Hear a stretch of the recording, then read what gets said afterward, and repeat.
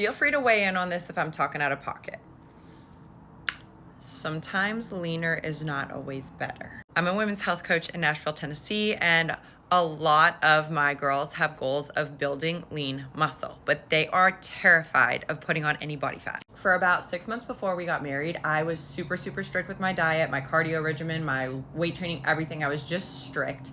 And I would say that I definitely was the leanest I've been in a long time, but I was definitely not the happiest, and my body was more stressed. I could tell the second that we went on our honeymoon and I just started to eat intuitively and let myself rest for a second, everything in my system calmed down. It felt like this nice warm hug to just put a little body fat back on my body. If you think of like kind of our ancestors, in my mind, this is like literal, like either cave people or villagers who just didn't have DoorDash and food available whenever they needed it.